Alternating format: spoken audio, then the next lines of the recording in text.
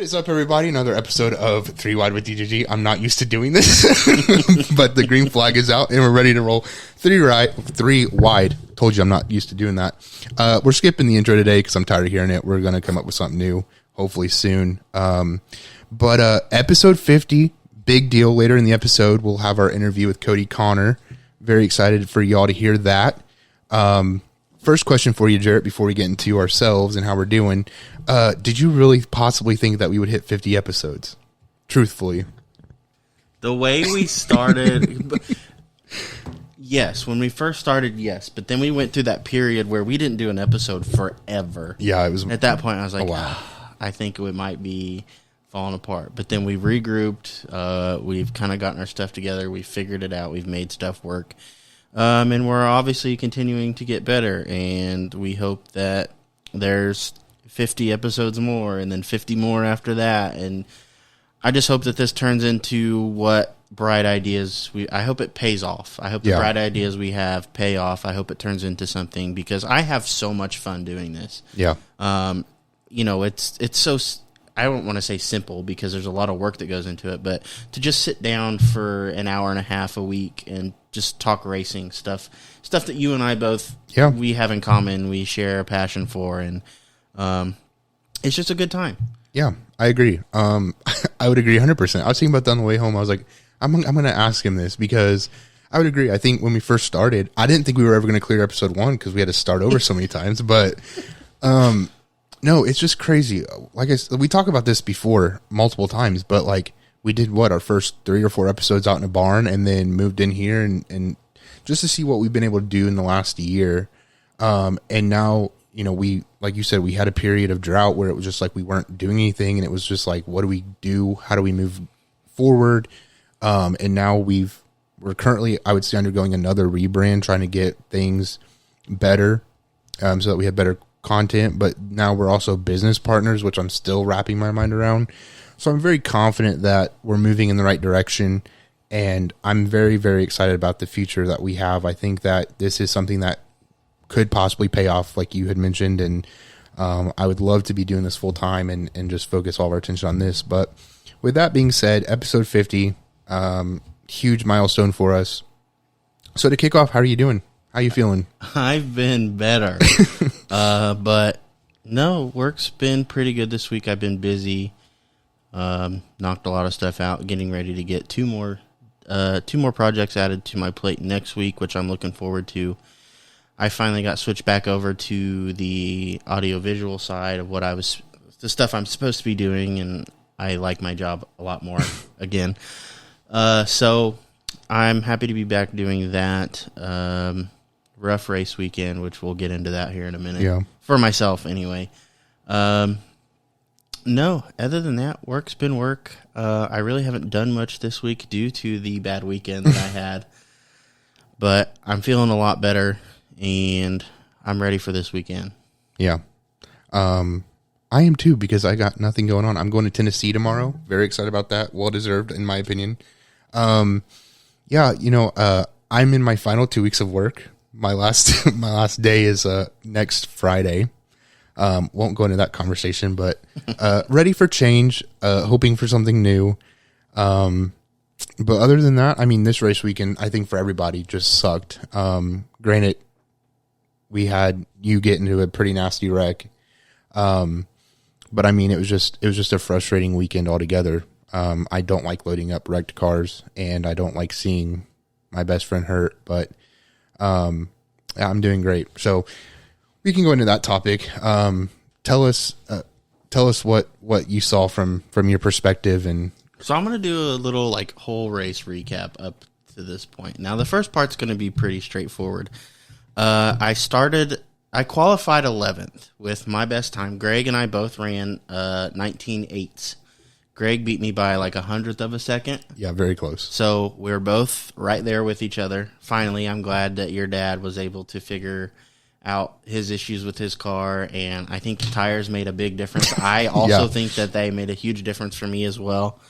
So we qualified 10th and 11th, which after the invert put me at second for a field of 28 Crown Vics on this little 3/8 mile oval. Yeah. So come out of the short turn, green flag drops, and I'm racing the car to my inside. And I don't know if he just lifted early into turn 1 or whatever, but I shot around him like he was sitting still and took the lead. Led a lap, yellow flag. I'm like, here we go. I will jump in and say that first caution was Greg. I don't know if you knew that, but he was coming out he was actually in the short turn, and I think somebody made contact with him from behind and spun him out. So he was the first caution.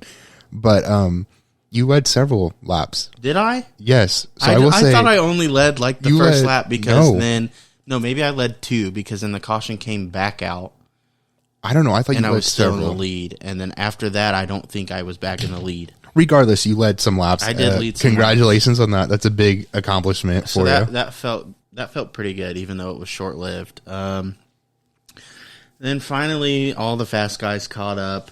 But I will say they didn't just pull away from me like they normally do. Mm-hmm. Obviously they slowly took off from me, but I was able to keep up with them a little better than I normally do. Let's see. I'm running about, I think, 7th or 8th at this point. You were definitely in the top 10. I don't remember. And I got stuck behind lap cars twice early on in the race. Lap cars were rough this race. It was getting kind of ridiculous. Which I will say, the cars that I got stuck behind were where they were supposed to be. Mm-hmm. They were to the outside, but I just happened to be racing someone to my inside when I got stuck behind him, had to lift and then squeeze in behind him. So whatever. So that moved me back a couple of positions. Like I'm still running in the top 10. And then there's a lap car in the backstretch. There's a pretty good gap between. I think I had just passed your dad at this point. I could be wrong. Mm-hmm. But there was a lap car that was down low, which at Mount 1, lap cars are supposed to be up high. And I was racing a car that had been to my inside, been to my outside. Like, I knew that there was somebody there, and I knew whoever it was faster than me, because I believe if it was the car that I'm thinking, they qualified a whole 0.4 of a second faster than I did. Mm-hmm. So obviously they're faster than me. So this car's down low, and instead of cutting up and possibly hooking myself into the outside wall, I just shoved this car down the backstretch. I end up passing the car on the front stretch and then get doored in turn 1. So I'm like, okay, whatever. You got your frustration out on me. Sorry. I'm braking to enter the short turn and get absolutely drove through. I mean, she didn't hit the brakes at all, I don't think. Just absolutely plowed me. I ended up hopping back in line. They sent her to the tail. Another caution comes out. I get my spot back. So I'm back up in the top 10. So I'm racing a couple more laps. We're about 20 to go, maybe a little less at this point. Mm-hmm. And I'm running 7th, I think. Yeah. So I'm like, I'm going to have a good finish this race. Like, I was like, 7th is fine. 75 laps. I'm fantastic out of 28 cars. And I enter turn 1. There's a car to my inside. I feel a bump. So I'm, okay, I know there's a car there. I'm running my line. I start to move up the track. And then I don't know if, like, he hit the gas early trying to get a run on me, and then that kind of pushed his car up the track as I was coming down. Or I don't know exactly what happened there. But bumped me again and got me loose. Looking back at it, I should have just let him spin me. Instead, I tried to save the car, and when I did, it snapped back right so fast that there was no way for me to stop or get out, like move the car at all. It was just basically straight on into the wall. And I guess I didn't realize until just like a day ago just how hard I hit the wall. Because at Mount 1 in the dog leg, you have the track where it ends. There's a good bit of grass. Mm-hmm. I'm talking, maybe 6 feet wide, maybe more. At least. Before you get to the wall. I hit the wall so hard that my car, the left side of my car, was back out on the track. And when I tell you I smacked the wall, Dakota will tell you, I smacked the wall. So after I hit so hard, it ripped my battery box out and like ripped the wires out of the battery. So the car shuts off instantly. I'm sitting there. All I know at this point is I feel like I have a cut on my left leg from like my leg hitting the dash of the car. And my right foot is killing me because I'm guessing I still had my foot on the brake when I hit the wall, and I didn't think I did. but my right foot is killing me. And everybody's, hey, are you okay? Hey, are you okay? And then I look up and I see smoke coming out from the front of my car. So I'm like, I'm really hoping people aren't telling me that my car's on fire and I need to get the hell out. Right. But I sit there, I look over, give the track guy a thumbs up. I finally put my window net down, which if you don't know, putting your window net down is the sign that you are okay.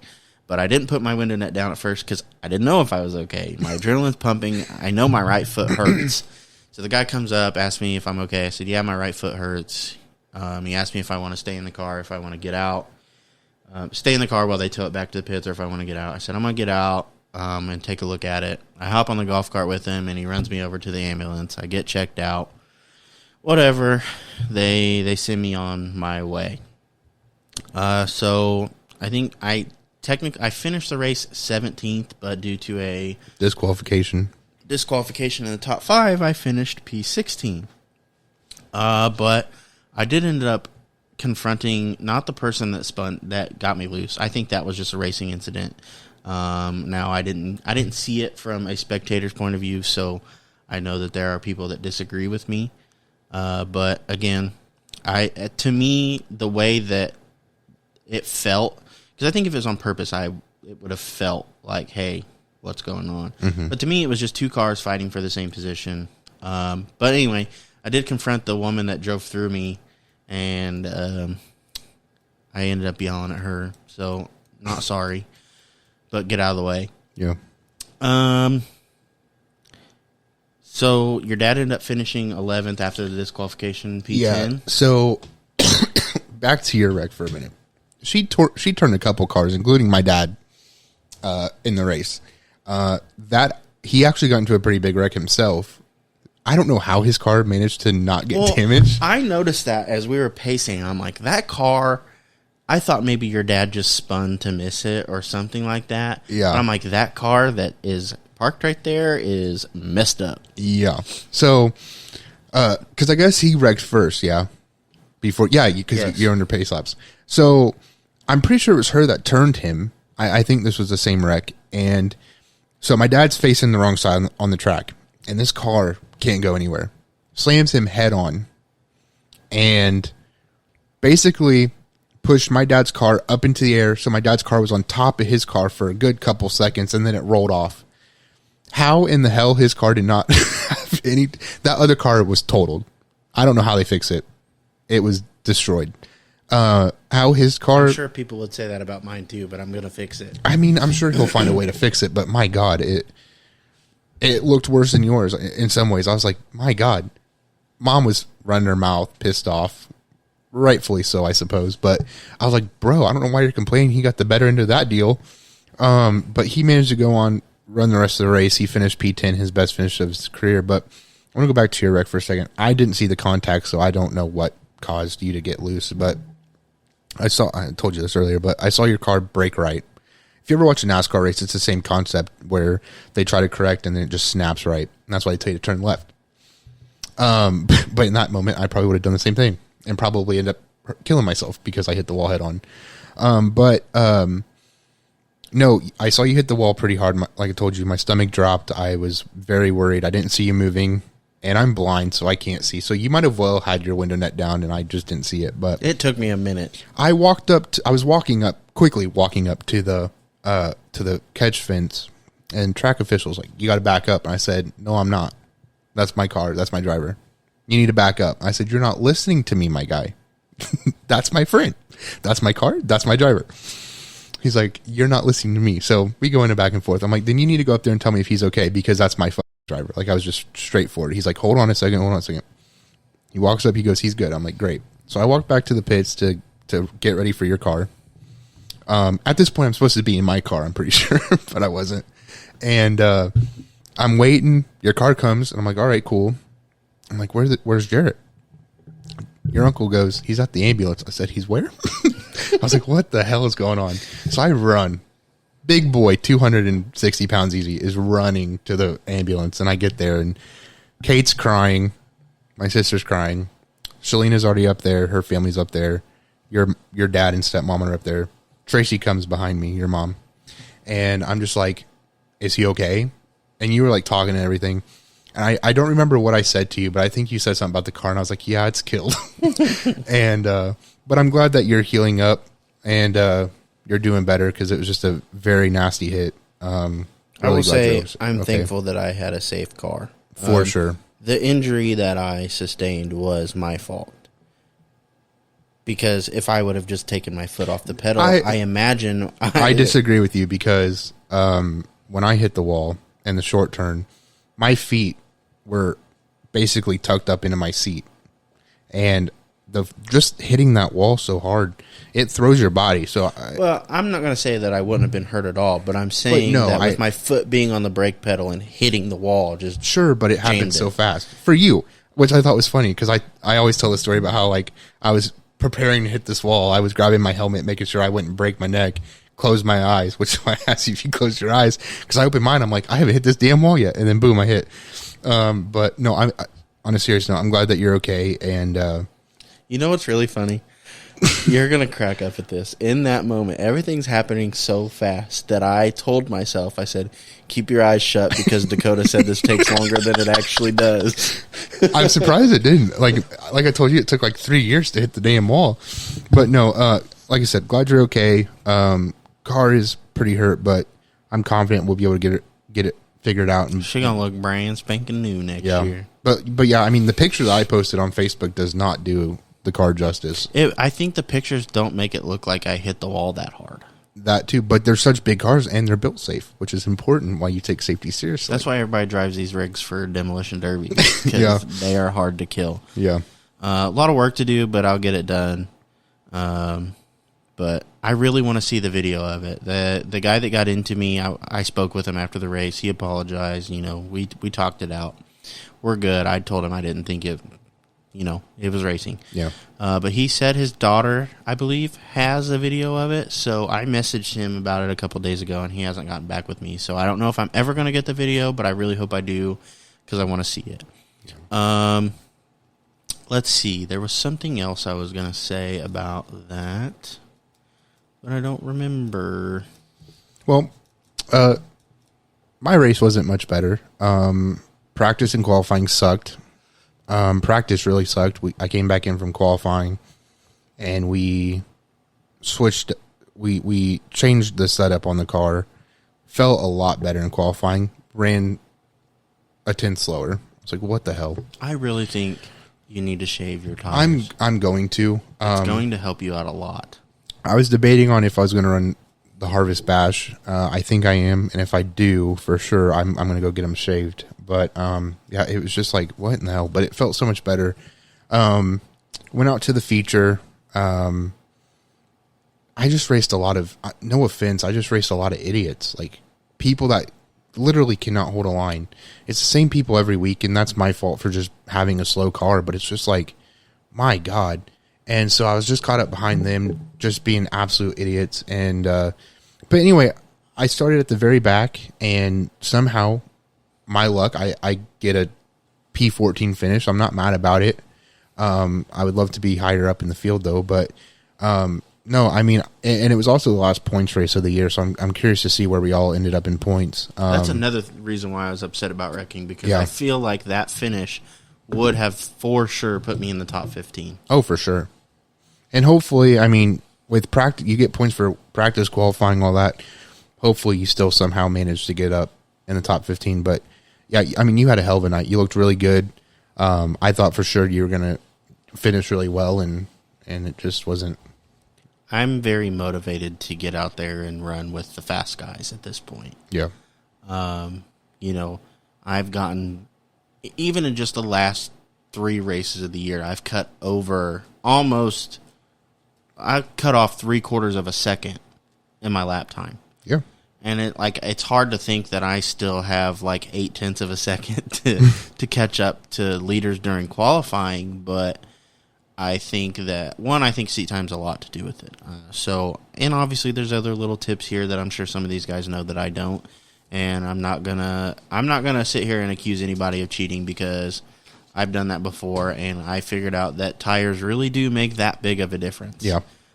So a lot of these guys have several years of experience on me. They're good at what they do. They know what they're doing. And I think another thing that helped your dad out, just proving my point, that during qualifying he got behind one of those guys and was following him as best as he could, and he goes out and runs a spectacular lap. So, no, I'm very motivated to get up there and run with those guys. So you won't take this opportunity to maybe move to a compact?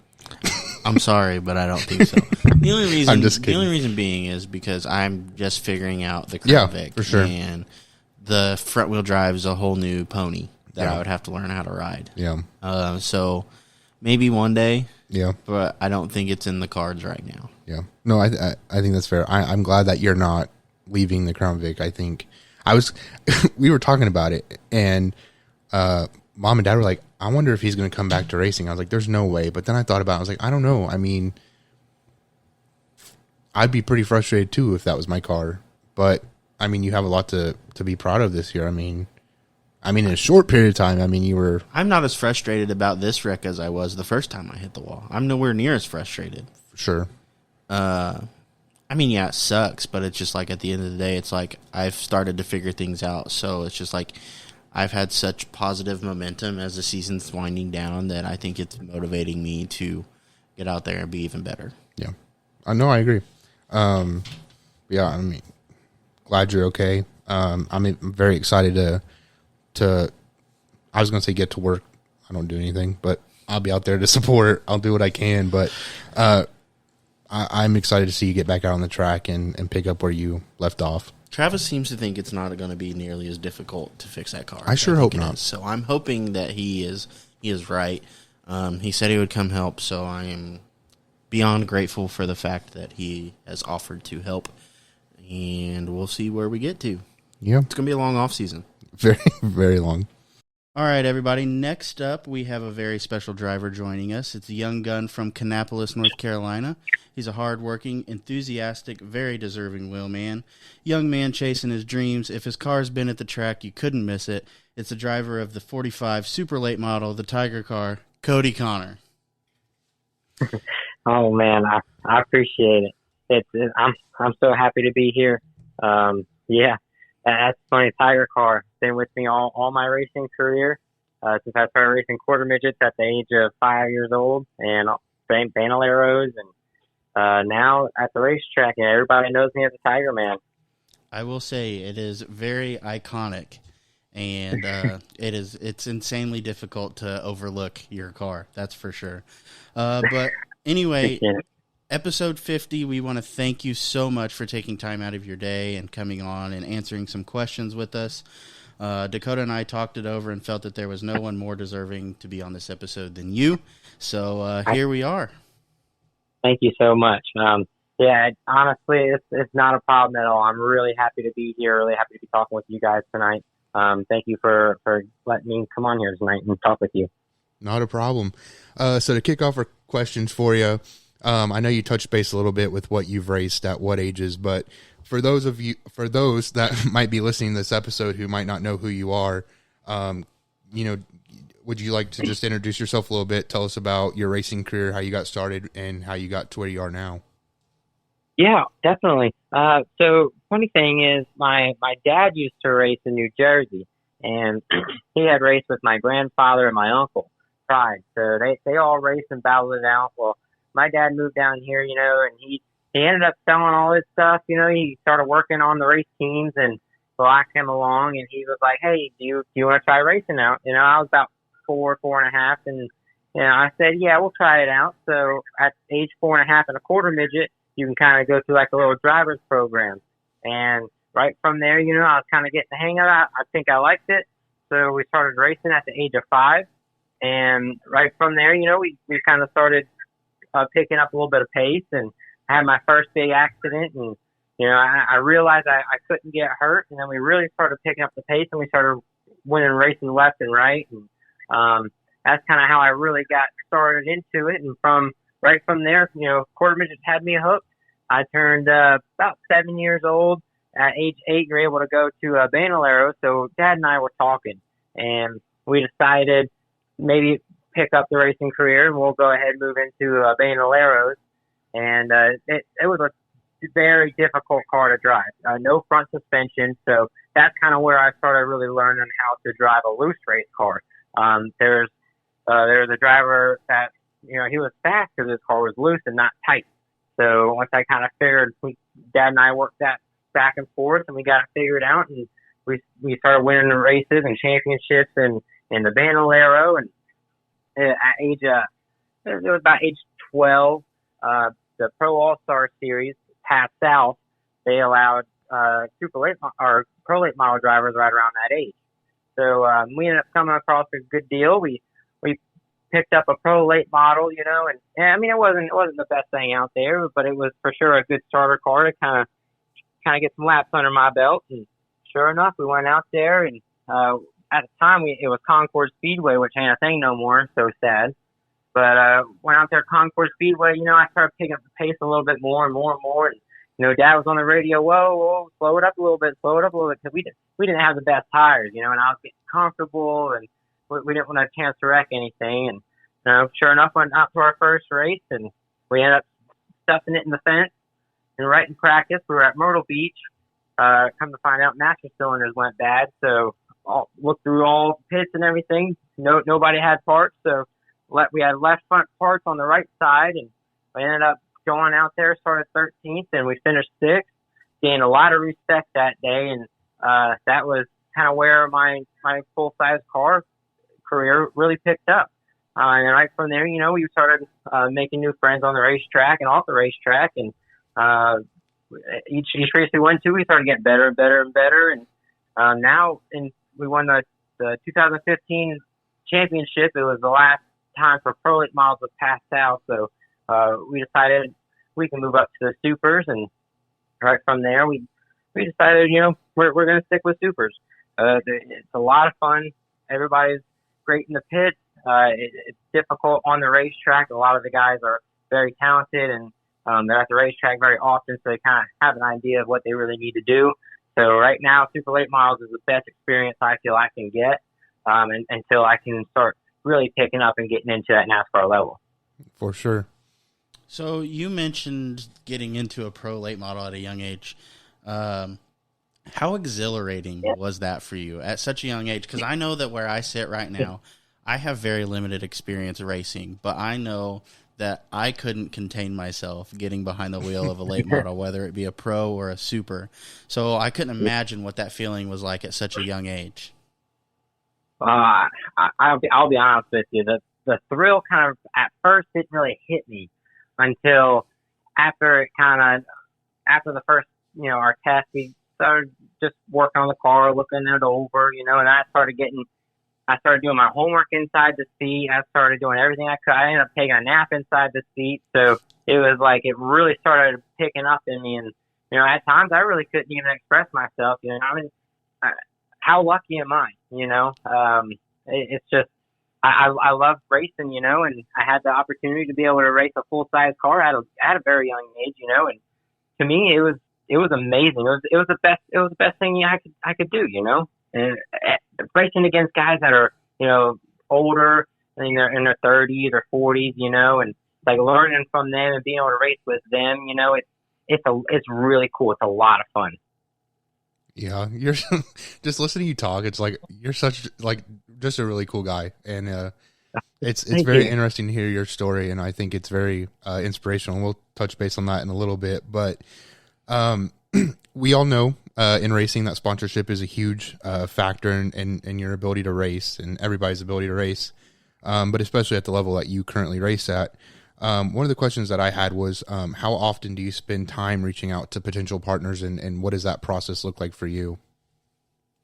Well, in the beginning, sponsorship was, which it still is, a very, very big part of racing.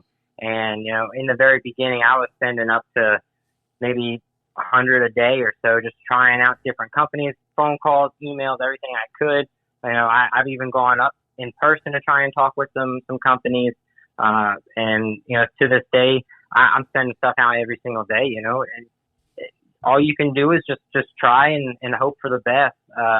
It's very hard though. One of the hardest parts about this is, there's a lot of drivers out there that we'll go to a company with a proposal, say, I'm going to do this for you if you can do this for me. Okay, well, the company ends up doing their part, and I don't think the driver fully does their part. So the company is kind of looking into it and is like, well, they're not really doing exactly what they say they could do for us. And it's kind of like more so a little bit of less, or, take from the sponsor side, so it's hard. So I feel a lot of these companies have been burned. Right. So for little guys like me, that I'm not asking for millions of dollars. I'm just asking enough for me to be able to get to the racetrack and right. race. Seat time is everything. And, I've only been able to race a couple of times a year these past couple of years, and when I'm at the racetrack, I'm still right there with everybody, whether it be practice in the race. I'm not really falling off, but just more seat time can make me, and, more seat time getting the eyes of the right people. But sponsorship plays a very, very big deal. And I'm very thankful for FK Rodden, CRC Industries, Wheel Chill, WK Christian Farms, and, everybody that has really helped me in the past. I track. I've got volunteer crew. So typically, each time we go to a racetrack, we've got different members, and it's hard to kind of get a real good rhythm flowing. But I'm very thankful that they show up on their own time. I pay their way in. I feed them and I give them drinks. And they're helping me out.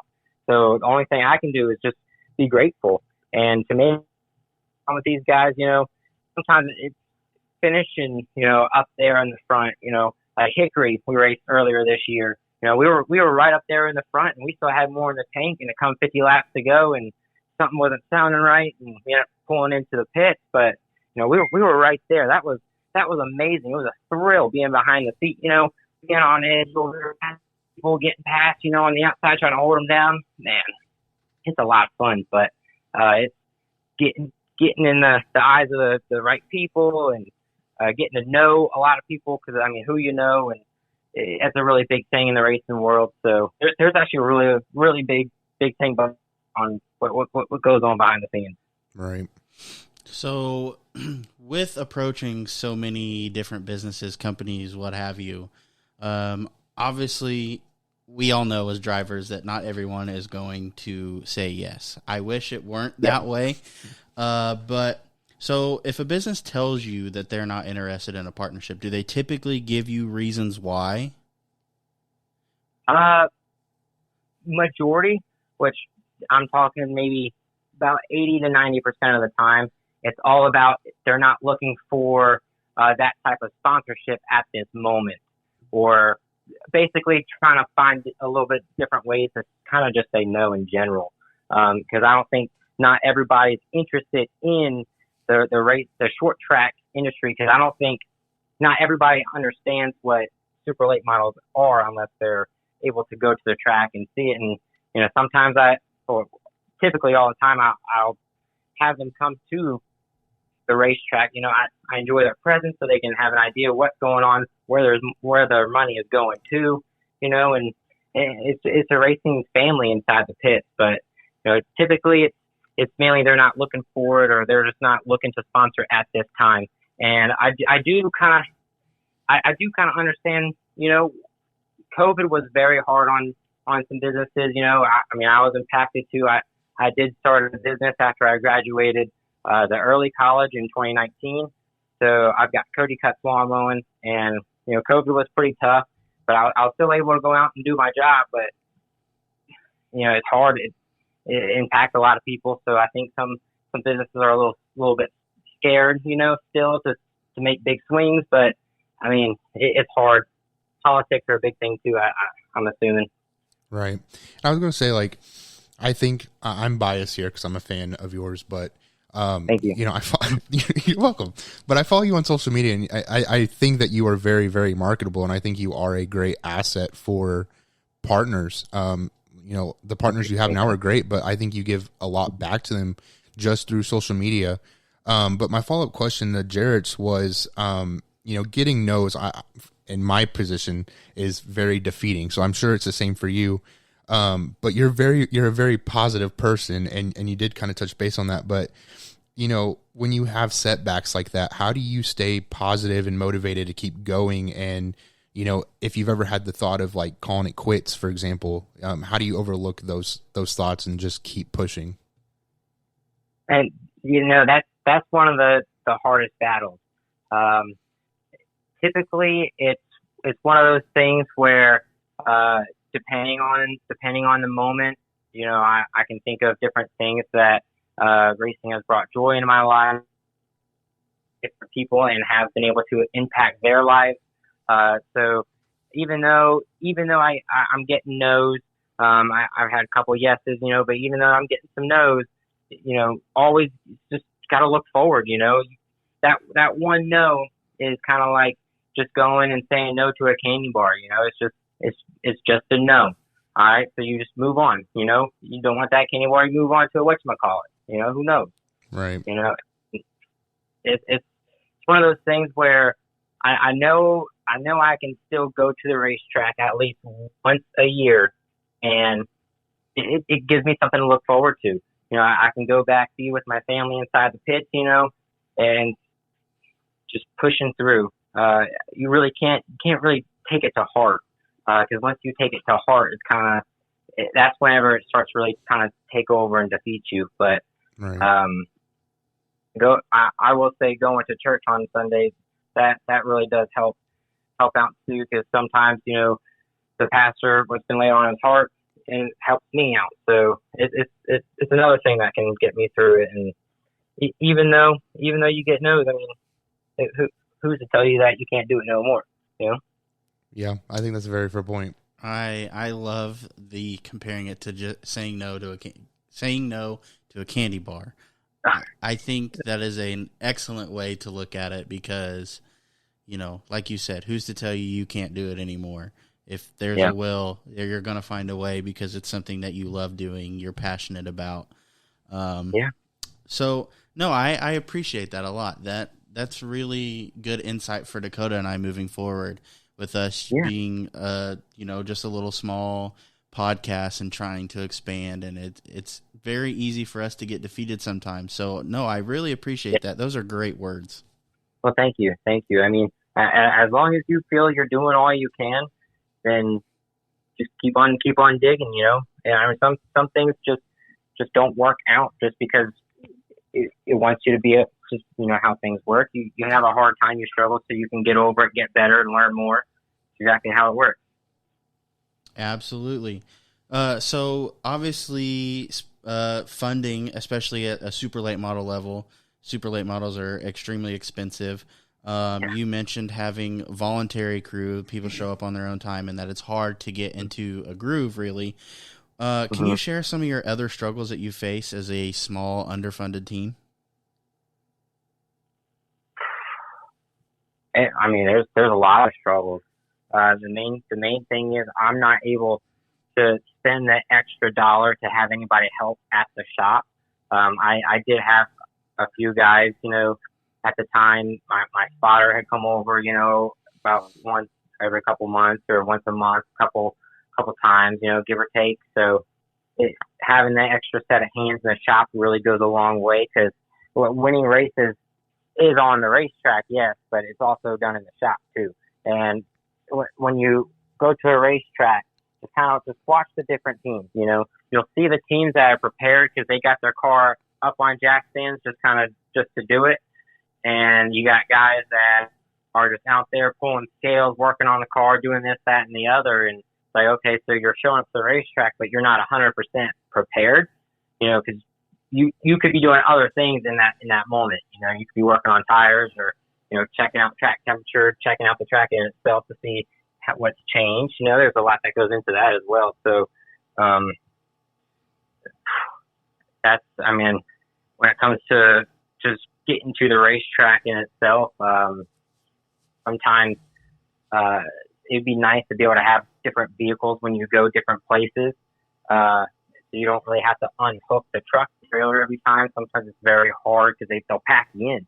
There's a lot of racing guys that come out there, and there's quite a few of them have big rigs, come out with a semi, and for super late model racing, that's tough, so it's hard to unhook and get to places. I mean, it's a number of things, and it really comes down to, it's not necessarily big things either. I mean, the little things, and that's what it is. The little things add up, so if let's say we're able to get, like $100 for a race, that $100 is going to be used for something. Every little bit ends up adding up to be something big. So there's little struggles, but it's when you think about it, you're going to get over it. Once you do get over it, you're like, okay, that feels nice. And you just move on. Right. I would say it's an interesting perspective because, I think we have a lot of short track fans that watch, but even like the people that don't, right, and they just go to the race every weekend, they're not really thinking about what goes into owning a team, being a driver, being a crew member, right? So they're not really thinking about what this team might be struggling with compared to this team.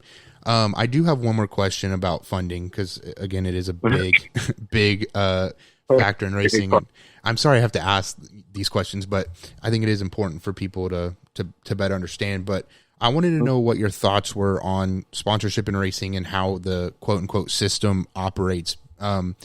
Basically, my thoughts on it is, like, we watch dirt racing, right, and the sponsorship system seems to be operating a lot better there than asphalt. But even, like, we see drivers who might not deserve opportunities, and I know that might be controversial to say, but you do see drivers who receive a lot of funding and opportunities that someone like you might be more deserving to have. Do you have any thoughts on how that works or anything like that, I guess? Well, if I'm being 100% with you, I feel everything you said there was very factual. But when it comes down to it, I feel a big factor is who you know. But there's a lot of guys that I have previously raced against, and we have bested multiple times, but they're at a level where I'm trying to get to, and some of it, which a lot of these drivers that are moving up quick, they have a lot of family money. Family money is a real big factor in racing as well, because you could see the guys that just rent the cars instead of owning their own stuff. So them guys, they basically just show up and drive. So, they're spending that, and they do find the sponsorship, but a lot of these guys just have the family money to do what they need to do. I feel a lot of them are either in concrete or construction or some big money making companies where they're able to do it and still make. So, there's also a lot of factors that go into that too. But ultimately, some guys do get very lucky, and it's just finding the right person in the right moment. But there's a lot of factors into it. Mm-hmm. I think hearing all these words just go to show the testament of how great of a driver you are, considering you're up running with all these guys that bring, however much money they need to the table to do whatever they need to do. Whereas you're out there and you're there because you love racing, you have a passion for it, and you're not going to let anything get in your way. No matter how hard it gets, you're going to go out there and compete to the best of your ability, which obviously your ability is very good because you can keep up with everybody, even given all the circumstances. You don't appear intimidated at all. You just go out there and you give it all you got and know at the end of the day that whatever happens, and you had a good time doing it. Well, hell, if I might add, going back to, what was it, Snowball Derby last year, you guys went in and did a lot better than I think most people would have gave you credit for. So I agree 100%, to be able to qualify into the Snowball Derby and be able to compete in such a big race like that. I mean, again, that's just another testament of how great of a driver you are. So I appreciate that. Thank you. The Snowball Derby, man, that's a whole story in itself. I would love to hear about it for sure. Snowball Derby, man. My first time showing up, I was like, Pensacola, Five Flags Speedway, showing up there, like, man, this place is going to be filled, isn't it? Sure enough, whenever the first day actually started, you walk around, and it's like, man, cars are actually going to be able to drive through. Everyone and their sister, and their brother, and their cousin were there. Right. So it's crazy to see everybody. It's honestly like a little NASCAR race. To me, it felt like it was like a little NASCAR race. I don't know about anybody else, but man, what a thrill! Everybody is just on edge. I mean, you look at the field from the first person all the way to, I think it's like the 60th or 70th person, whoever ends up showing up in practice and everything. Man, like we're talking like within a second, if that. Oh, everything's right there. It's like, wow. Yeah. I mean, to qualify in, I mean, you'll beat the other guy not by a tenth, probably by a thousandth or, 100,000th. It's crazy. Right. It definitely sounds like a very, I don't want to say stressful, but I think stressful might be the correct term to use. Yeah, it is. It really is. I mean, you're there for a long time. There's a lot of money spent. I mean, to do the Snowball Derby right, these guys are spending $30,000 easy. I was able to get away with it for spending 14. Right. But that's a lot of money. Yeah. Yeah. That's a lot of money to be able to go out there. If I were to win, I'd make money. But a lot of these guys, if they win, they still lose money. Right. But it's just winning that race is such a prestigious race. I mean, to win that, it's like, I won the Snowball Derby. To be able to say that, it's crazy. And that's what these drivers look forward to. They look forward to, being at this little NASCAR race. And, because I say that because, you got a lot of these NASCAR drivers in the field. So, you're going up against them, and to be able to beat them and, race against them side by side, seeing what they do on the racetrack, if you get a chance to be behind them or whatever, it's really cool because, they do different stuff each lap just because they need to, depending on, they can feel a car that much better than just an average driver, Right. So those little things is actually really neat. I think that's one very unique thing about being a race car driver is that no matter how good you think you are, there's always room for improvement. So, there's probably a chance that maybe one of these NASCAR drivers ended up behind you during that race, and they learned something from you, just as you were doing to them. Like, there's always something to learn behind the wheel of a race car, and I think that is something that sets racing alone from a lot of other things. Yeah, and that's very true. I do remember one thing. Kyle Busch had gone to Southern National Motorsports Park one time, and I was out there making practice runs, and he ended up getting up behind me, so I just pulled off into the pits. So I didn't want him to see what I was doing, and I guess he had said something, I wonder why this guy's pulling off, and then after everything kind of picked up, he had said to one of his guys, oh, I see now. And, for that message to be relayed to me, that was really cool. Right. I bet it was. Yeah. Okay, so we know that you've been working really hard at getting back to the track. You made a post about wanting to focus on some of the bigger races. One, how is that coming along? And two, what races do you have your eyes set on? Man, there's so many races that I want to do. If I'm being honest with you, there's so many tracks that I haven't even been to yet, and I'm thinking sometime I would like to be able to try and hit some tracks that I haven't been at. But as far as this year goes, man, I can't get over All-American 400. I'm working towards that. I mean, we're trying to move along as best as we can. But more funding won't help or won't hurt at all. But, if we can get everything we can, we'll be awesome. But if not, we'll just kind of keep pushing at it. And if we can make it, we'll make it. If not, then we'll just try again next year and we'll try and hit something different. The hardest thing, in all honesty, is I love the Snowball Derby. I want to be able to go back to the Snowball Derby, but the amount of funds is astronomical compared to, going to a normal race, But I also do love Nashville. Nashville Fairgrounds it's a nice track. We had sat on the pole our first time there for All American 400, and it was a really good feeling. It was a rush. I mean, talk about a thrill, but it's just a neat track. It's very difficult. Coming off of turn 2, if you don't hit the corner just right, you might end up at the fence. So it's tricky, but man, it's fast too. So I think I might be working towards the All American 400, but we just have to keep on pushing and see. Yeah, for sure. I definitely hope, we both hope that that is a race that you'll be able to make. The last question that I had was, with everything that you have to overcome, what are your goals for not only next year, but certainly your future in racing? If I'm being 100% honest, my main focus is to try and race as many races as we can.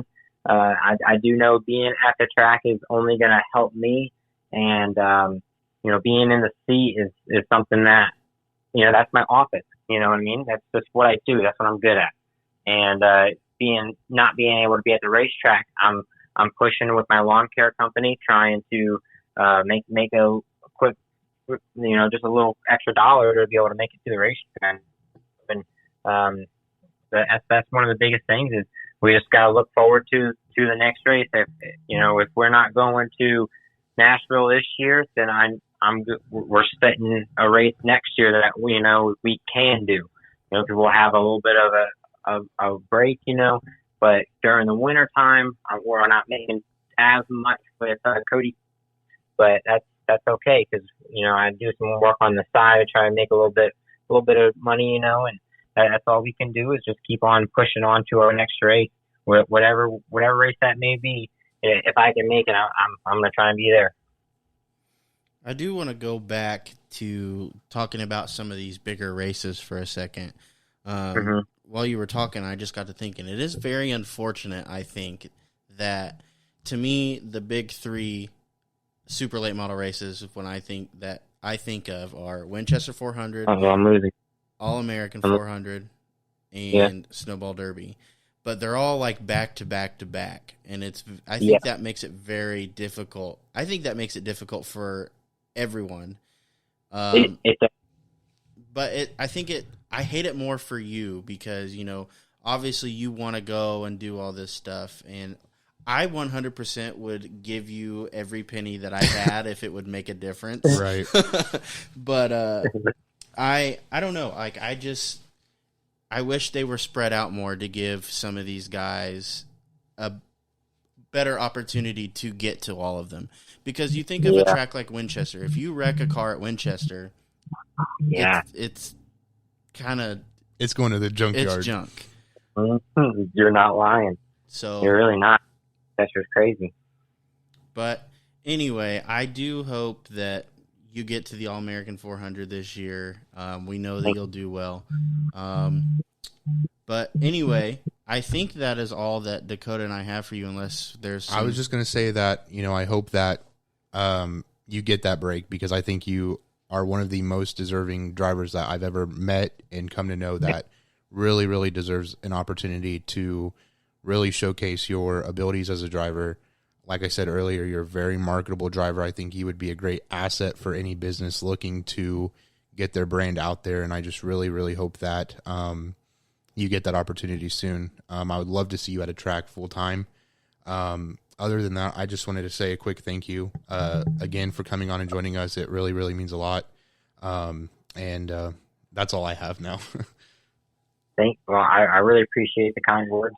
I had a great time on the show tonight. Thank you for letting me talk about myself a little bit and express a little bit what I have to think. And it was always a pleasure talking with you guys. And I look forward to the next time we can have another show. Absolutely. All right, Kodie. You have a good one. Thank you. I appreciate it. Hope you guys tonight. We'll see you. Absolutely. With that, we'll move into some post-race from Milwaukee. William Sawich scored his third ARCA Menard Series East win this season in Milwaukee after a dominant race over Jesse Love. Heading into race day, Sawich set a track record, giving him the confidence to have a great race. He said, everything comes easy when JGR gives me such a great car. Jesse Love, who was running for his 9th straight victory, finished the day second. While he was unable to score that 9th win, he was pleased with grabbing his first top 5 finish at the Milwaukee Mile. In his post-race comments, Love said, we just lacked a little bit of that roll speed Salwich had a lot of. He ran me hard, but also clean too. I'm fine with everything that transpired, but I wish I had a little more for him. This has been a place we struggled at the past few years, so my goal this year was to not suck. Now we go back to work. Venturini teammates Sean Hingarini and Connor Jones finished 3rd and 4th, followed by Grant Enfinger, Luke Finhouse, Andres Perez, LeVar Scott, Jake Finch, and Gus Dean rounded out the top 10. The ARCA Menage Series will be back in action on September 3rd as they head to the DuQuoin State Fairgrounds. Coverage will be available on FS2 and Flow Racing with green flags scheduled for 9 p.m. The ARCA Menards Series East drivers will have their season finale at Bristol on September 14th. Coverage will be available on FS1 with the field scheduled to take the green flag at 6 p.m. In the Truck Series, Grant Enfinger managed to have a dominant race in Milwaukee, winning both stages before grabbing that checkered flag at the end of the night. Following his win, he joined Ty Majeski in the next round of this year's playoffs. Corey Heim and Christian Eckes also advanced to the next round on Sunday, locking in with their points. Carson Hocevar finished second to Enfinger. Christian Eckes, Corey Heim, and Matt Crafton rounded out the top 5. Majeski, who was penalized by NASCAR, significantly penalized, finished the night in 7th. The final race for the round of 10 will be September 8th at Kansas Speedway. Heading into Kansas, Nick Sanchez holds the final playoff spot, just 3 points over Ben Rhodes. Matty D currently sits 20 points below the cutoff line. Coverage of Friday's race will be on FS1 with green flags scheduled for 9 p.m. So 2 things here. In the trucks, did you hear Some what big news. Hocevar said about Majeski being penalized? I did not, but it was something about him having rocket fuel or some superpower, and it was like, it's nice that they don't have that right now, or it was something along those lines of that. And then Carson even went to social media just to clarify what he meant. He was like, I'm not throwing shade at anybody. So I think respect to Carson for ultimately standing by what he said, clearing anything up that may have been negatively communicated from that. I think Carson has matured a lot as a driver in a short amount of time. Yeah. You and I talked about him being in super late models and being up front at the All-American 400 and taking out him in the leader. Just several instances like that. And I feel that he has matured a lot as a driver and, cleaned up his driving a lot. I'm not going to say it was ever reckless per se, but it was very sporadic, chaotic, and I think it's calmed down a lot and it's helped him. Yeah, and I think Dale Jr. played a huge part in that, giving him that wake-up call. I did want to jump back real quick to that penalty assessed to Ty Majeski. They failed pre-qualifying inspection. The team and driver have been assessed a deduction of 75 points and 5 NASCAR playoff points. The crew chief was fined $25,000 and suspended for the next 4 races. Some other big news out of the Truck Series. Yesterday, Matty D announced that he would not be returning to Rackley next season. That's because he's going to race for Joe Gibbs in the 11 car because Denny Hamlin's going bye-bye. No, I'm just kidding. There is a theory out there that we'll touch base on in a later segment, but I agree. People were saying, why announce that you're not returning when you don't have a ride? I think he does have a ride locked up. I just don't think he's ready to announce yet. I hope so, but at the same time, Matt DiBenedetto is not known for making fantastic posts on social media. Yeah. We all know how that went. Anyway. Yeah. Moving on. Daytona post-race for the Cup Series. I did go home after my wreck and watched the entirety of the Cup race before I went to bed. And I'm sorry for rambling on about my accident here, but obviously my foot hurt, but I was like, it's fine. But I also got to thinking, my adrenaline is through the roof right now, so it hurts way less than it's going to later. Yeah. And I got home and I propped it up and put ice on it, and I was laying there and my adrenaline had wore off, and I was shaking because it hurt so bad. Like, I was shivering, and I'm like, I'm not cold, but I am shivering because this hurts so bad. Everybody was trying to talk me into going to the ER, and I was like, I'm not going. When I got up to go to bed, I almost decided to crawl to the bedroom because I was just like, I don't want to put any weight on this thing. Right. But anyway, the Cup race was pretty good. Yeah. I will say. You and I talk a lot about how super speedways make us anxious, I guess. Mm-hmm. Kind of get your heart rate going. You're on the edge of your seat. You're just kind of waiting for that one thing to happen. And that one thing did happen. Yeah. So the 2023 Cup Series playoff field has been set. There was very tense racing during the... To say the least. Yes, during this race. There were 2 violent wrecks before the checkered flag flew on Saturday night. The first caution of the night came on the final lap of Stage 2 when Ty Gibbs' car got loose and turned down into Ryan Blaney. The contact resulted in Blaney's car braking right, head-on into the safer barrier exiting Turn 2. That wreck would collect 16 cars, which included Gibbs, Blaney, Allmendinger, Austin Dillon, Austin Cindric, and Harrison Burton. Elliott was able to make his way through the wreck, finishing the stage in 7th.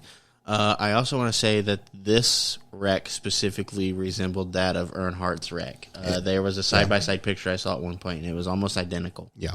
It was... So we were at the racetrack Saturday. I have yet to watch the race in its entirety. But yeah, that was a very, very scary and violent wreck, and very reminiscent of the wreck that killed Dale Sr. I'm so glad.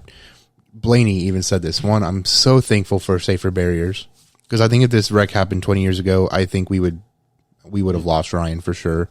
But also, so thankful that NASCAR reinvented the front clip, because I think if this was a wreck that happened 5 months ago, it might be a different story. Yeah, it's a good thing that they ultimately weakened it. Mm-hmm. So I think it's good that they did that, because that would have been a very violent... I mean, it was violent anyway. I'm not taking away from that. But, like, having the car not give and the driver feel all of it would have been awful. Yep. It would have been a very, very different conversation. Like, okay, I now know what it feels like to hit the wall pretty hard, but I couldn't imagine doing it at 200 miles an hour. Going from 200 to 0 is what it is. And so... very thankful that he was able to walk away and still be here. Thankful that everything did its job like it was supposed to. Absolutely. Let's see. At the conclusion of Stage 2, Martin Truex Jr. clinched the 2023 regular season championship. The second violent wreck of the night happened on lap 156, where Ryan Preece's number 41 turned sideways on the backstretch and made contact with teammate Chase Briscoe. Preece's car then went airborne before barrel rolling approximately 10 times before landing on all 4 tires. So before I continue reading this, I will say Preece managed to exit under his own power, which we are very thankful for. Mm-hmm. A lot of people, which this has been something that's been ongoing about Daytona, they need to get rid of the grass and make it turf. Yeah. I was going to say, what's your thoughts on that? Because I know a lot of drivers and commentators... I haven't heard the turf being addressed, but they need to get rid of the grass and just pave it. I mean, that works too. But I think from a standpoint, they would rather have turf, because the grass, it digs into the grass, whereas on turf, it doesn't do that. Mm-hmm. I think paving would be the ultimate solution there, but at the very least, turf instead of grass. Anyway... like I said, he was able to exit under his own power. He was then placed on a stretcher and taken to the infield care center. Later, it was announced that he had been transported to Halifax Medical Center for further evaluation and testing, and he was eventually released on Sunday. After an overtime attempt, Chris Buescher scored his 3rd win of the season. 3rd in, 5 weeks? Pretty impressive. Yeah. Getting hot at the right time. Yeah.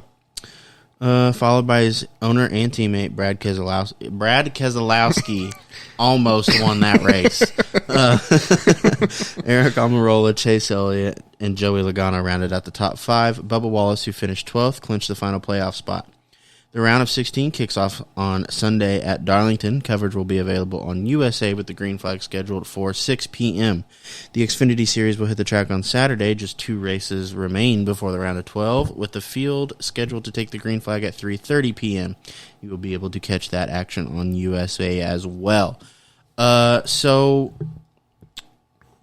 exciting race. Happy to see Ryan was okay. Both Ryans. Yeah.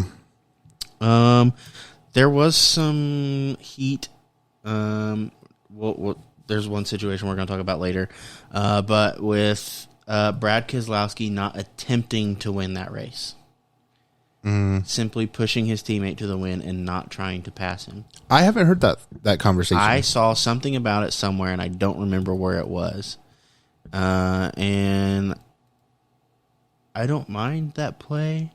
Plus, I think if Brad knew he could have won it, he would have. Yeah.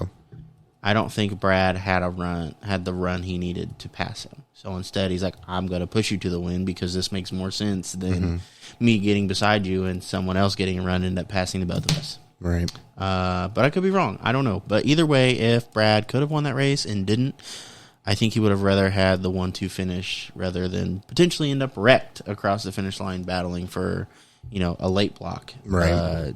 Stuff like that happens all the time at super speedways. So, yeah, I don't have a problem with it at all. 1-2 finish. That's good momentum going into the playoffs. Obviously, I think Brad would have liked to win, but at the end of the day, he's a team owner, and that was a team move. Yeah. No, I agree.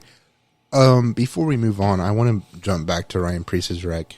One of the worst things the sport has seen since not one of the worst, but in talks of flips, right, going airborne. We haven't seen something like that since the 80s and 90s. That reminds me of the Elliott Sadler wreck. Yeah. You know which one I'm talking about. Yeah. Very, very brutal. Glad he's okay. I do know the car went back to R&D, rightfully so. That's usually what happens after big wrecks like this. But a lot of people were... I kind of want to break down this wreck. I mean, it was just... there was nothing gentle brutal about it. No. I mean, at one point, it lands, it flies up in the air and lands roof on the ground. Mm-hmm. And then somehow, by the grace of God, ends up landing on all fours. Yeah. So I know a lot of people have been breaking it down. First issue was the roof hatch flying off. A lot of people put that to bed and said, well, the roof hatch is aluminum. Denny Hamlin talked about on his podcast that he accidentally hit it while putting his helmet on, and it somehow, at some point during testing, flew off. The window nut failed. I would say at least partially. It was down during the flips. You could see his water bottle get launched out the car. His helmet hose was flying out the car. I mean, it was very, very brutal. I just don't know. It's just, I'm so glad he's okay. I know his nameplate got ripped off, and I want to see pictures of it up close just to see how well the car handled. I mean, clearly it did, but I'll insert picture, but the halo bar, the left bar that the nameplate was on, there's a curve in it it was very hard hits to the ground, and it didn't seem like that car ever wanted to slow down. I mean, it was very brutal. I'll insert the video too, but I just want to watch it again. I'll agree with you, though. I want to see an up-close picture because a lot of times with wrecks like that, shortly after, you see pictures from someone standing right next to the car, and you can really dive into the damage. And I haven't seen that with this, and I'm kind of curious to see it. Yeah. Like we said, it was a very violent flip, and you made a very good point. It did not look like it was going to stop. And I think the only reason it did stop so soon was because that last set of flips before it landed on all fours, the car went really high up in the air before it landed like that. Mm-hmm. And I think that was because it dug into the ground again, and that's what stopped the momentum and kind of propelled it up. Yeah. But had it not done that, it would have just continued to go. Yeah. So you'll hear it, but here's a video of it again. I mean, just how quickly it goes over, and then it catches there, and then it just goes. And I saw a TikTok of somebody sitting in the grandstands, and you could see how high it, because the camera does not do it justice, how high he got up in the air. Yeah. He nearly clears the pavement, and it's just brutal. It doesn't want to slow down. I also wanted to This is what I'm ask- talking about. It lands on the roof. Yeah. I mean, it was just brutal. I know it lands here. I believe it lands on the roof one more time. Yeah. This is what I'm talking about right here. Yeah. Bam. Flat on the roof. Yeah. I'm not an engineer. I am. Yes. So you might be able to answer this. I also wanted to show this video real quick because, I mean, this is in-car, but look how fast it just goes airborne. I mean, it's scary fast. I mean, I don't even know if he had time to know. And camera's off. Yeah. The way that the underbody is, do you think that plays at all with the change in aerodynamics that just basically will lift that car up? I do. Mm-hmm. But that's also why they have that part on the back that drops down. Which I don't think deployed. I'm going to say it didn't because of the angle it was at, right? It was it had to be at the perfect angle for it to catch any sort of lift. We saw that, was it the first year of this car with Harrison Burton? Yeah. It went up and over. It was kind of the same situation where it was just at the perfect angle where the rear diffuser or whatever didn't deploy. And so basically all that does, there's nowhere for that air to go underneath that. It's basically, it's hitting a wall. Yeah. So when the air goes underneath it, it just lifts the car up. There's nowhere for it to go. Yeah. So it's just like, imagine whenever you're driving down the road and you stick your hand out the window and you keep it flat. It's you can feel the wind pushing against your hand. Your strong hand. Your hand a lot harder. Right. So like, it's kind of the same concept underneath the car. It hit it, and there was nowhere for it to go, so it just lifted the car up. Yeah, because here's my thought. Again, not an engineer. Full disclaimer. But I was thinking about it, and I'm like, well, it doesn't seem like there's a lot of room for air to go, right? Because I don't know how the underbodies on the old cars look, but I feel like there was more... I think they were relatively similar, but I feel like there was more open underneath to allow the air to really go through, deploy the roof flaps, all that stuff. But I was thinking, not that Dallara developed these chassis, but it would essentially act like an Indy car, right? Indy cars go over all the time because of the change in aerodynamics. So I was thinking, well, the angle that the car turned, that air is just going to lift it up. And that's what happened, in my opinion. I mean, clearly from the video, but... especially with the way that the car is shaped. So obviously the nose of it's basically buried into the ground, so no air gets under the car. Right. Whereas the way that the rear end of the car kind of angles up, I mean, that alone creates lift. And then with it being open, there's a large gap. There's so much air that gets into there, it just up it goes. I will say I'm curious to see what they find at the R&D center and what changes may come from this wreck. But anyway, very, very, very glad that he was able to walk away. Seems like he's in very good health. He did tweet about Darlington, so hopefully he's back in the car. I know he tweeted after I believe he was still in the hospital at this point, but he was basically like, damn it, had a really fast Ford Mustang, ready to be back. So very thankful that he's all right. Moving on from that, we have a couple driver announcements in NASCAR. Again, Matty D announced that he's not returning to Rackley next season. Carson Hocevar will be driving the number 42 at Darlington. I know he's very excited for this opportunity. He is. He said, "This is the first time I've ever driven a Cup car that had my name on it." So, pretty cool experience for him. Hope he does well. I don't think the team has announced who their driver will be the rest of the season. I don't think his outcome will be the same as it was in his Cup debut. I just don't. I don't think it'll be as good. Nothing against Carson. Right. Nothing against Hocevar. I think it's the difference of the car that he's in. Right. It'll be very interesting to say the least. Again, you can catch all that action on USA, not sponsored.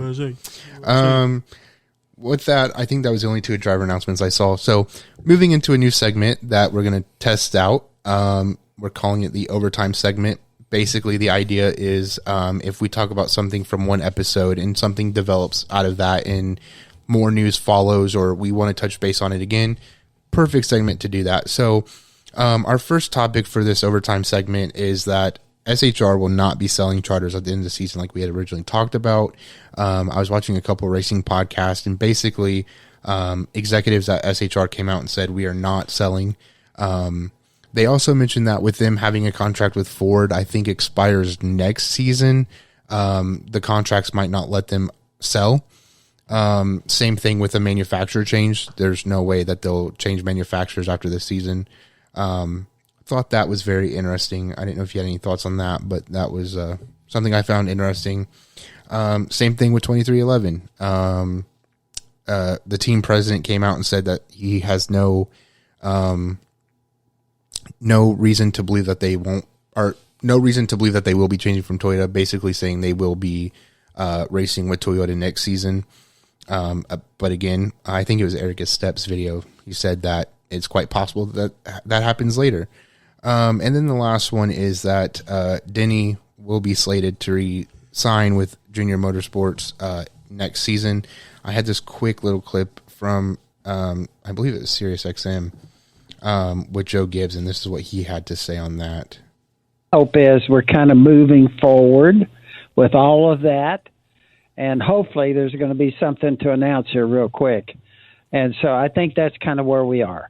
Things are not done yet, and so you're working hard on them, and certainly all of us want that to happen. All right. I know they also said that with Kyle Busch, but I think this is one deal that they really want to get done. But yeah, that's the top three topics for that segment. Just thought it was interesting. Wanted to kind of touch base on that again. I have nothing else to add to that. I don't either. Moving into this week's segment of green flag, red flag. Very excited. Not much to debate here. Just two things here. I know you have. Are you pulling up a clip? Yes. This clip on your phone. So, just to kind of bring up this this topic, I guess.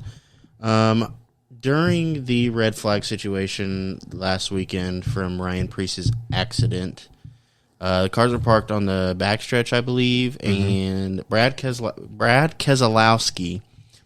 Brad Keselowski is on fire.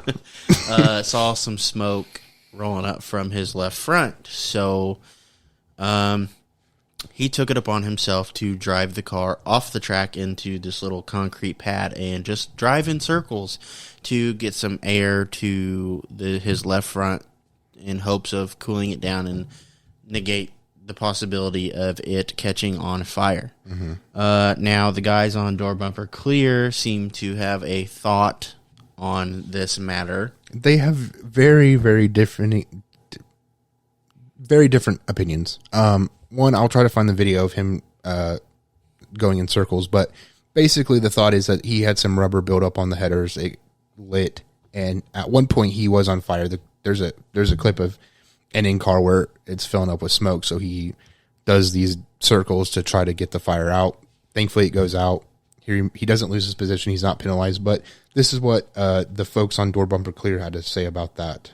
I find interesting because at Indianapolis, I was spotting for Landon Castle in the Cup car, and we got parked for moving under red.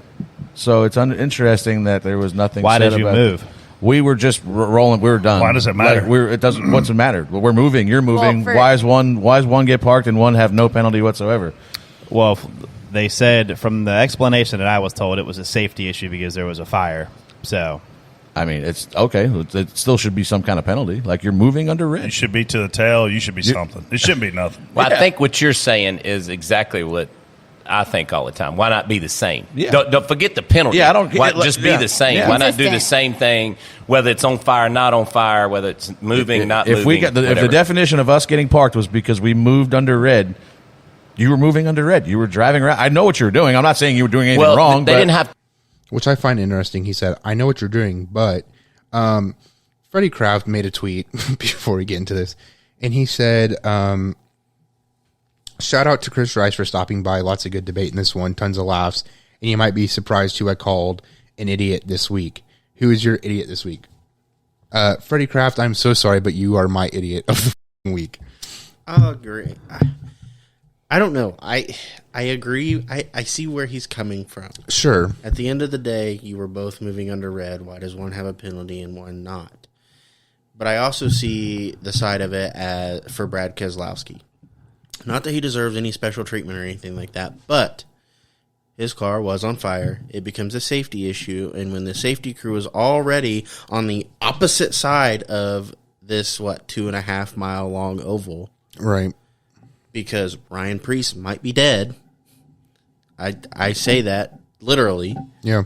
I think it makes sense. Only did Brad not want to be out of the race, I get that. But at the same time, it's like you're stopped, your car's on fire, the safety crew and everybody else is occupied. So it makes sense to do that. Now, I think that if they're going to do, I think maybe parking the car is a dumb idea.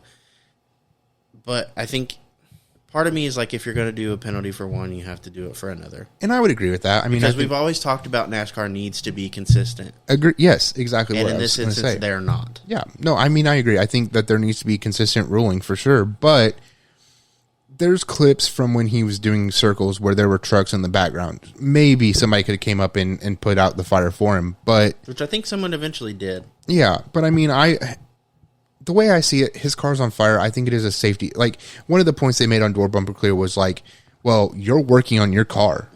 It might not be Sterling Marling getting out of his car under a red flag and pulling out a fender, but you're still working on your car in some way, shape, or form. My thing is, I think it's more of a safety issue and not wanting to risk your equipment burning to the ground. Because, like, let's say, like, it does take some time for somebody with a fire extinguisher to get there. I mean, your car could be... We've seen these cars catch on fire and how quick they go. So let me ask you this. Just a theoretical here. Sure. Red flag because there's a wreck on the other side of the track. Brad Keselowski doesn't move. Car goes up in flames, and say the 5 cars behind him move. What do? Do you park those 5 cars because they moved because his car was on fire right in front of theirs? Right. I mean, that's a good question. I'm with Dale Jr. on this one. He said to Mike Davis on their podcast that he's fine with nothing happening, and if they did penalize him, he would have been fine with that too. He thinks that this wouldn't be a conversation if he was in 15th. I think a lot of people have issue with him doing it and still being in second to push his teammate on. Mm-hmm. And to that I say, take Brad Keselowski out of the picture.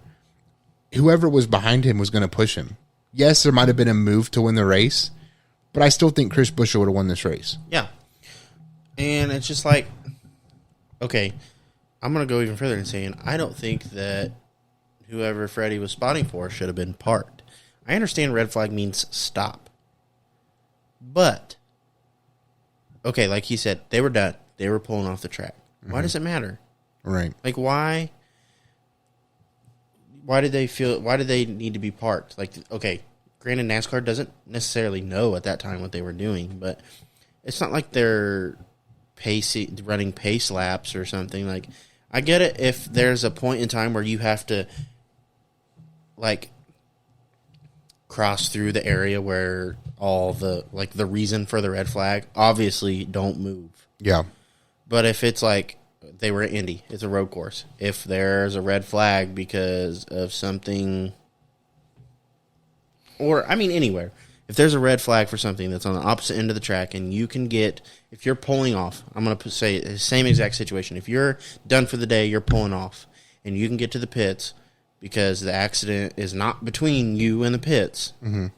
Who cares? Well, that's my thing, too. It's like, red means stop. I get that. At our short track, when the red comes out, you stop. They'll usually pull you all into the same area.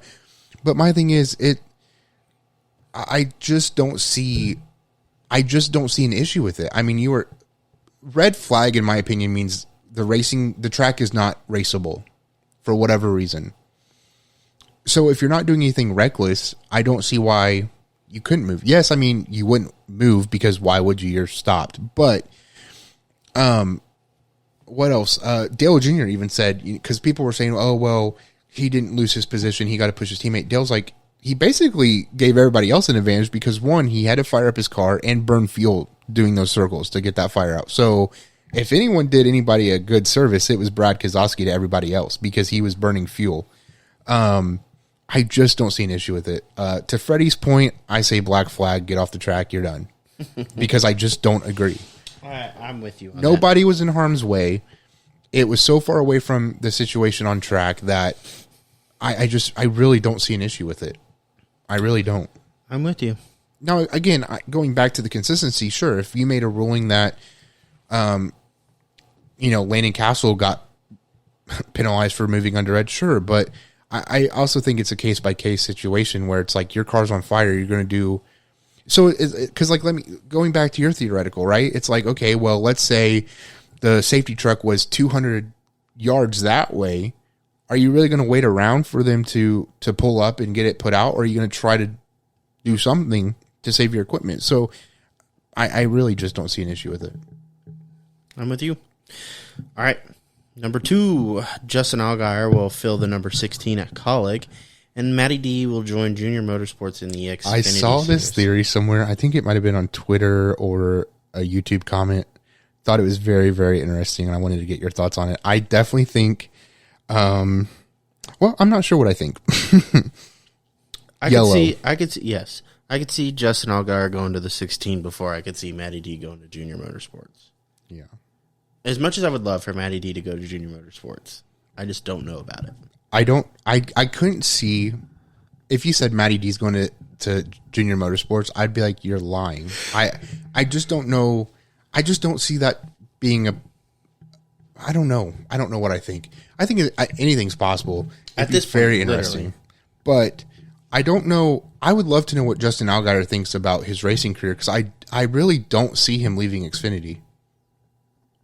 I mean, I guess if he doesn't have fun in the Cup Series, why would you? But he's raced in the Cup Series before. I understand that, but if he's not having fun, that's what I'm saying.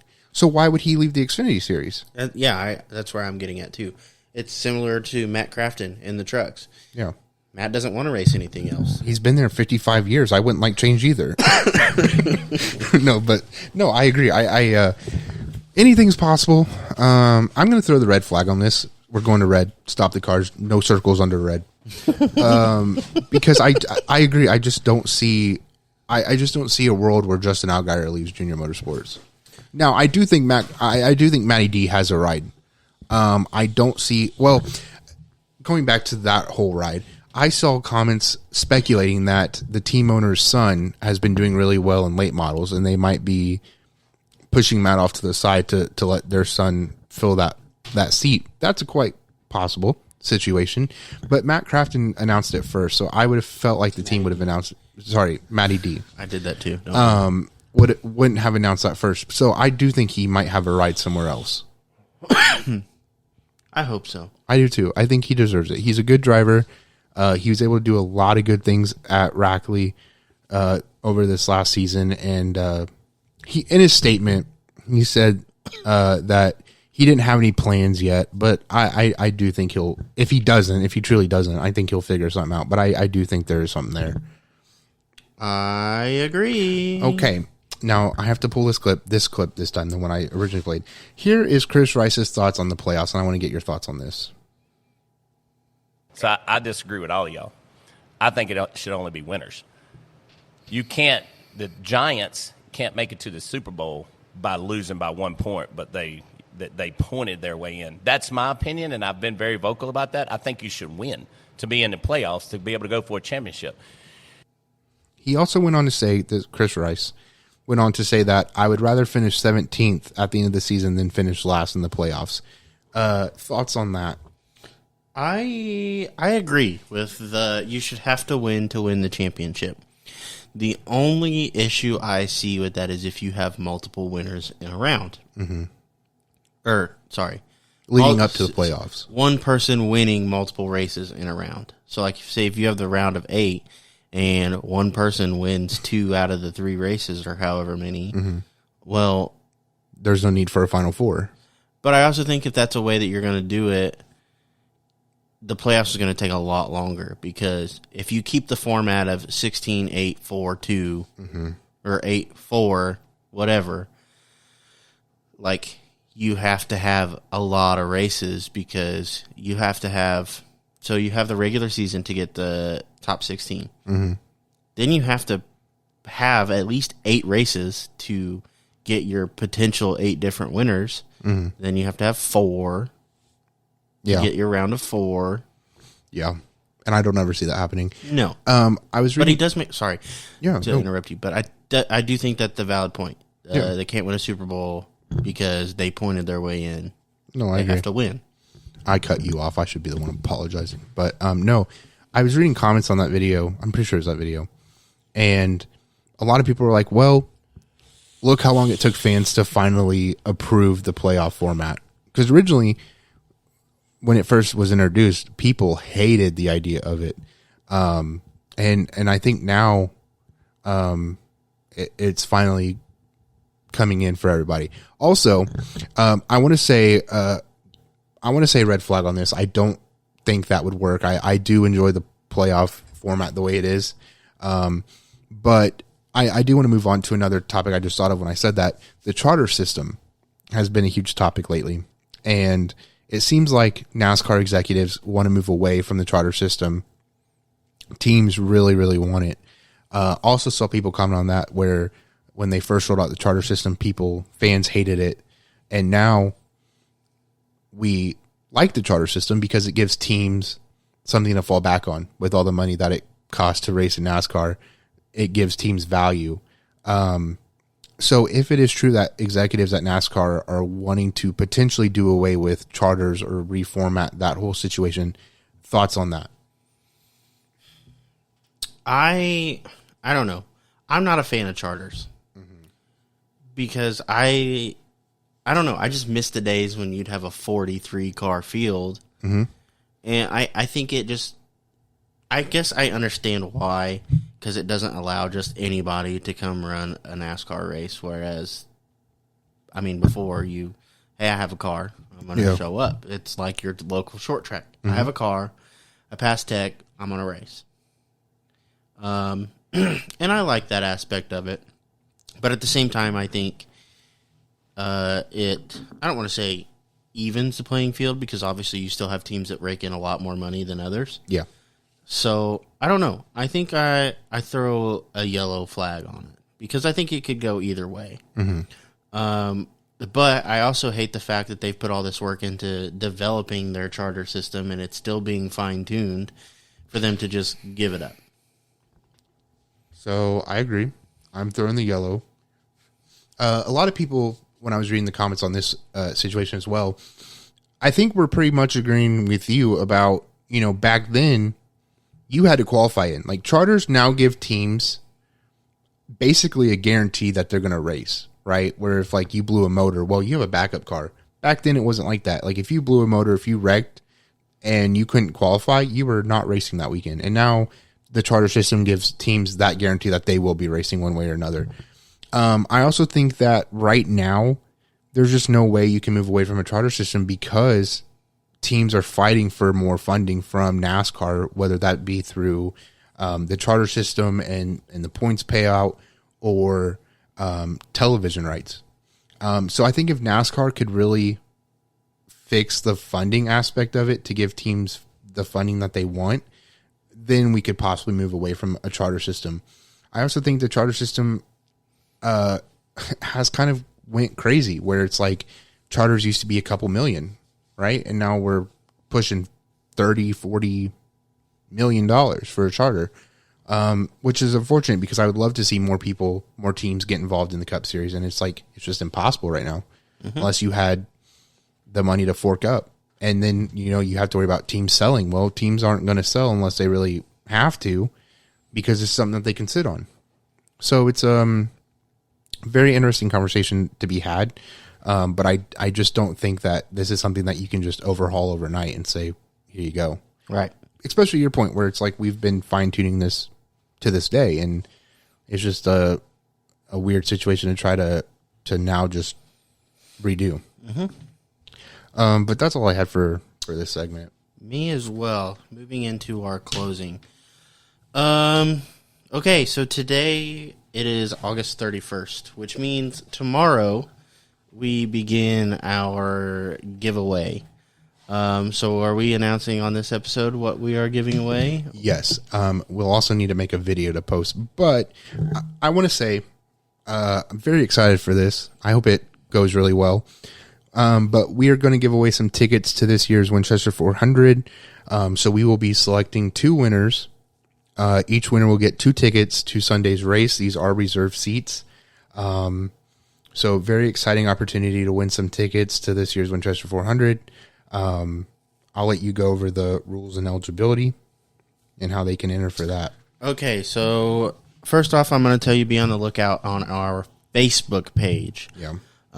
We will be sharing a flyer that Dakota came up with, going over the giveaway and discussing the rules. There are 3, I believe, simple rules to follow. 1, like and share. Like and or follow our page. Yep. What is it? Like and share the post, yep. And tag 3 people in the comments. That's it. And that you're is entered for 2 tickets to this year's Winchester 400. So we thought about branching this out to our other social media platforms, and I think what we're going to do is we're going to just post a link to lead you to the Facebook. Only reason being is that'll help us keep track of names, and we won't have a mixture of social media platforms, and I think that increases the chance for us missing somebody. Yeah. So we're going to limit all of that to the likes and follows on our Facebook page, but we will post on our other social medias leading you to the post on Facebook. Yeah. So that post will come out tomorrow. So by the time you hear this, it might be 2 weeks from now. Yeah. But we're going to post all over all of our social media accounts for you guys to be on the lookout for. Also want to say that to your point, we're not wanting to expand to all the platforms just because of right now keeping track would be ridiculous for us. But also, this is a trial run to see how well it does. But I'm very confident that a lot of you will want to enter for that. So very excited. Free tickets. Yeah. Free stuff. Yeah. To a big race. So we hope that this takes off and does well. With that being said, that is all that I have for this episode. Please be on the lookout for our Facebook post tomorrow. Well, September 1st. It will close Friday, September 29th, and the winners will be chosen on Saturday, September 30th. So please be on the lookout for that, and we will see you next